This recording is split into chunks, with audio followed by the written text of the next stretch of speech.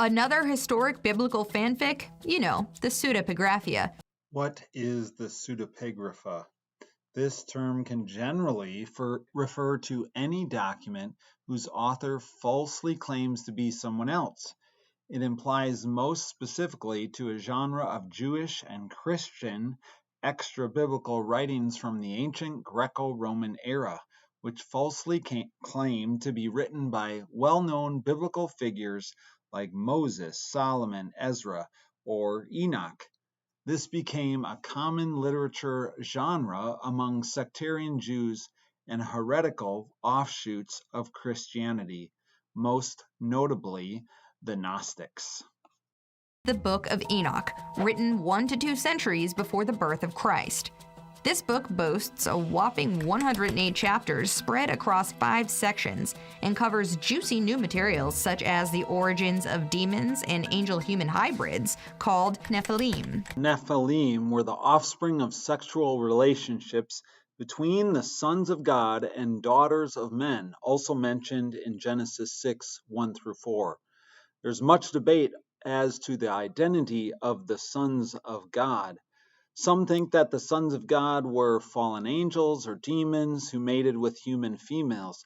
Others think the sons of God were possessed human males who then mated with human females.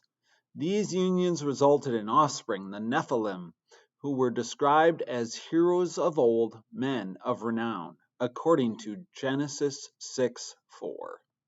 Trilogy alert, there are 2 other books in the Enoch series, Secrets of Enoch, aka the Second Book of Enoch, and the Third Book of Enoch, aka the Third Book of Enoch. As far as scholars are concerned, absolutely no one believes the Book of Enoch was written by the same Enoch we know from the Book of Genesis as Noah's grandfather.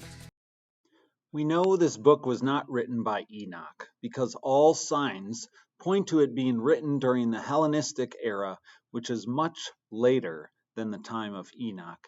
It is good that no one believes that it was written by the Enoch from the book of Genesis. The Book of Enoch was never referred to as scripture by Jesus or any of the writers of the New Testament.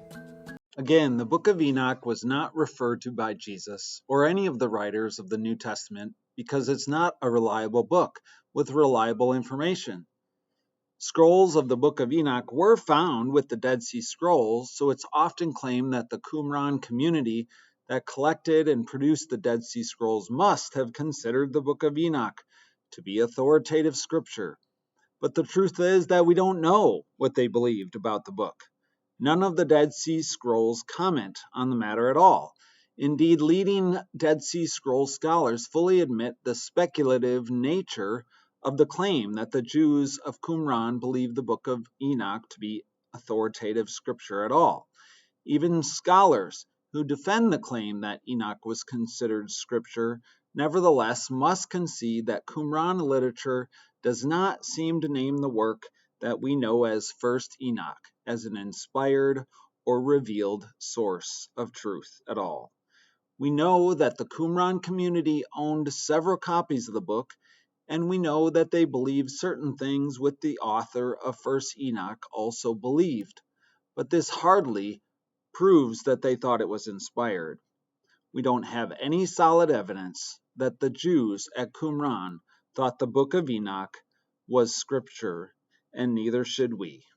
Be sure to comment below with any questions or comments you have and subscribe to my channel so you don't miss future episodes.